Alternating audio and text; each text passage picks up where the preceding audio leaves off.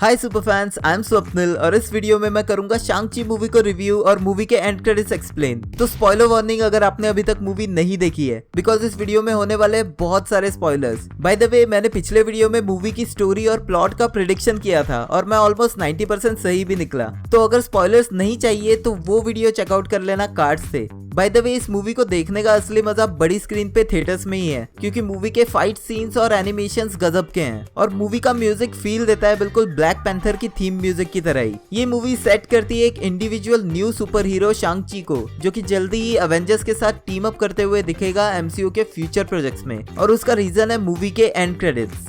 तो and credits बताने से पहले एक क्विक रिकैप मूवी की स्टोरी का, जिसमें कि वेनवू, जिसके पास होती है 10 रिंग्स लगभग 1000 सालों से, और वो कई अलग अलग नामों से अर्थ पे रूल करता है। फिर फाइनली 1996 में उसे पता चलता है एक मिथिकल सिटी तालो के बारे में, जहाँ वो मिलता है जियांग ली से और उसके साथ सेटल होने के लिए 10 रिंग्स को छोड़ देता है। इसी के बाद उसके बच्चे शांग-ची और जियालिंग पैदा होते हैं, और जियांग ली के मरने के बाद वेनवू फिर से 10 रिंग्स उठा लेता है और अपनी क्राइम ऑर्गेनाइजेशन क्रिएट करता है उसी नाम से। अब बचपन में भागा हुआ शांग-ची 10 साल बाद फिर से मिलता है अपने सिस्टर से, जो अब अपना ही फाइट क्लब चलाती है, जहां हमें फाइट करते दिखते हैं वोंग और अबोमिनेशन भी। यहीं अटैक करके वेनवू शांग-ची, जियालिंग और शांग-ची की फ्रेंड केटी को ले जाता है अपने बेस चाइना में, जहाँ वो उन्हें बताता है कि उसकी माँ की आवाजें उसे सुनाई देने लगी है, जो कि उसे बुला रही है तालो सिटी में उसे छुड़ाने के लिए। बट एक्चुअल में एक सोल सकर इवल क्रिएचर, जो कि कैद है तालो की गुफा में ड्रैगन स्केल्स की एक जेल के पीछे, वो इन 10 रिंग्स की वजह से वेनवू को अपनी तरफ अट्रैक्ट करता है खुद को छुड़ाने के लिए। शांग-ची, जियालिंग और केटी, ट्रेवर और एक वियर्ड एनिमल जिसे ट्रेवर मॉरिस कहता है की हेल्प से वेनवू की जेल से भाग निकलते हैं, और वो पहुंचते हैं तालो, जहां ये सभी लोग प्रिपेयर होते हैं 10 रिंग्स के अटैक के लिए। इस फाइट में वेनवू शांग-ची को हरा के लेक में फेंक देता है और वो जाता है उस गुफा के दरवाजा तोड़ने। But Shang Chi the great protector dragon की मदद से वापस आता है और फाइट करता है वेनवू को रोकने के लिए। वो इविल क्रिएचर बाहर आते ही शांग-ची को मारने जाता है, बट वेनवू अपना सैक्रिफाइस करके रिंग्स शांग-ची को दे देता है, और फिर शांग-ची, जियालिंग, केटी, तालो और 10 रिंग्स की आर्मी की मदद से फाइनली उस क्रिएचर को खत्म करता है। मूवी के एंड में शांग-ची और केटी अपने फ्रेंड्स के साथ बैठ के उन्हें यही स्टोरी बता रहे होते हैं। तभी वहां आ जाता है वोंग एक पोर्टल के थ्रू और उन्हें ले जाता है सैंक्टम सैंक्टोरियम में। अब मिड क्रेडिट सीन में हमें दिखते हैं शांग-ची और केटी वोंग के साथ सैंक्टम सैंक्टोरम में, जहां वो बात करते हैं ब्रूस बैनर और कैप्टन मार्वल के साथ वही टेक्नोलॉजी यूज करके जिससे कि Natasha Romanoff Avengers end game में बाकी सभी लोगों से कम्युनिकेट कर रही थी। और हाँ, आपने सही सुना, मैंने प्रोफेसर हल्क नहीं बल्कि ब्रूस बैनर कहा, यानी कि हमारा अपना ब्रूस बैनर एक ह्यूमन फॉर्म में। लेकिन उसका हाथ जो अवेंजर्स एंड गेम में स्नैप करने की वजह से डैमेज हुआ था, वो अभी भी पूरी तरह से हील नहीं हुआ है और वो उसी तरह की हैंड स्लिंग पहने दिखता है। और कैप्टन मार्वल भी एक चेंज लुक में फिर से लंबे बालों में दिखती है, जैसे वो कैप्टन मार्वल मूवी में दिखी थी।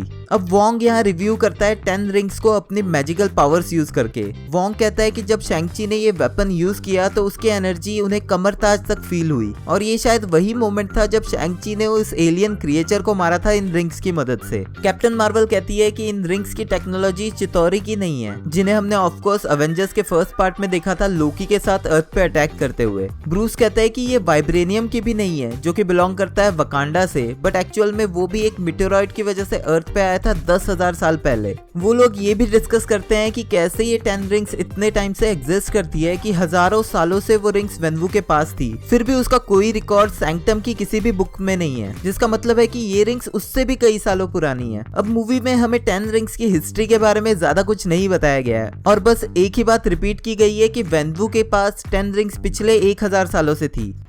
For thousands of years, the 10 rings gave our family legendary power.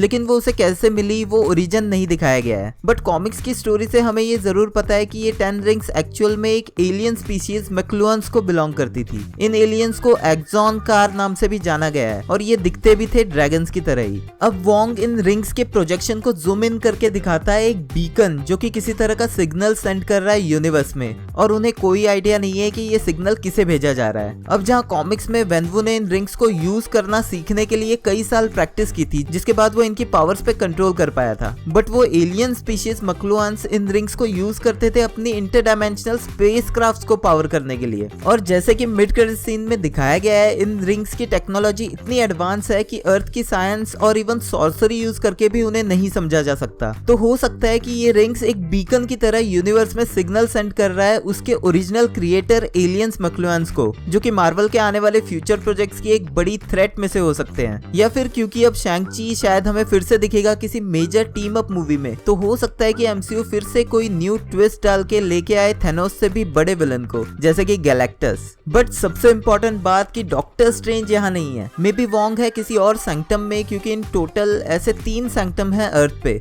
That door leads to the Hong Kong sanctum. That door to the New York sanctum. That one to the London sanctum. New York, London और Hong Kong में। तो हो सकता है कि no वे home के trailer में Wong शायद न्यूयॉर्क वाले सैंक्टम से यहीं आया हो। बट इस चीज की कोई गारंटी नहीं है, बिकॉज ये अभी तक क्लियर ही नहीं किया गया है कि शांग-ची एमसीयू की टाइमलाइन में कहाँ फिट बैठती है। Of course Avengers end game के बाद ही की टाइमलाइन में होगी, जो मोस्ट प्रोबेबली सेट है वांडा विजन और falcon and the winter soldier के बाद। इस बारे में और डिस्कशन नेक्स्ट वीडियो में। अब कैप्टन मार्वल को एक मैसेज आता है जिसे अटेंड करने वो डिस्कनेक्ट हो जाती है, उन्हें ये कह के कि ब्रूस के पास उसका नंबर है। और उसके डिस्कनेक्ट होने के बाद ब्रूस कहता है कि उसके पास कैरल का नंबर नहीं है, क्योंकि एक्चुअल में कैप्टन मार्वल को कांटेक्ट करने वाला पेजर है निक फ्यूरी के पास, जो कि फिलहाल है स्कर्ल्स के साथ स्पेस में। ब्रूस डिस्कनेक्ट होने से पहले शांग-ची और केटी को वेलकम करता है ये कह के कि वेलकम टू द सर्कस, और फिर वोंग भी उन्हें ऐसे ही एक शॉर्ट स्पीच के थ्रू वेलकम करता है इनडायरेक्टली अवेंजर्स की टीम में। और फिर उन तीनों के होटल कैलिफोर्निया सॉन्ग पे कैरोके करते हुए मिड क्रेडिट सीन एंड होता है। अब सेकंड एंड क्रेडिट सीन में शांग-ची की सिस्टर दिखती है अपने बचपन के रूम में सफाई करते हुए, और रेजर फिस्ट आके उसे बुलाता है बाहर। फिर वो आके बैठती है वेनवू की सीट पे, जो दिखाता है कि कैसे अब वो 10 रिंग्स ऑर्गेनाइजेशन की लीडर बन चुकी है, और 10 रिंग्स के फ्लैग का कलर भी ब्लैक से रेडिश हो चुका है। उसके साथ खड़े दिखते हैं रेजर फिस्ट और जॉन, जो कि एक्चुअल में उसके मकाओ के फाइट क्लब को चलाता था। फिर जैसे जैसे कैमरा जूम आउट होता है, हमें दिखता है वही कैंप जिसमें अब लड़कों के साथ लड़कियां भी ट्रेनिंग कर रही हैं, जो कि एक्चुअल में एक कल्चरल शिफ्ट दिखाता है वेनवू से ज़ियांग ली की लीडरशिप का, कि कैसे वो इक्वल राइट्स में बिलीव करती है। कैंप में जगह जगह पे ग्राफिटी भी दिखती है, जो कि इस न्यू लीडर की वजह से हो रहे चेंजेस को दिखाता है। और फाइनली हमें दिखता है लिखा हुआ द 10 रिंग्स विल रिटर्न, जो कि मे बी पार्ट बने एमसीयू के आने वाली अलग अलग मूवीज में केमियोस के थ्रू, या फिर डिज्नी प्लस पे एक शो के रूप में। बाय द वे गाइस, एक पर्सनल नोट पे ये बात शेयर करना चाहता हूँ कि it's been more than 10 years कि मैंने कोई movie first day first show देखी हो, and all thanks to super fans and आप सबको जिनकी वजह से ये पॉसिबल हुआ है। Keep supporting as always.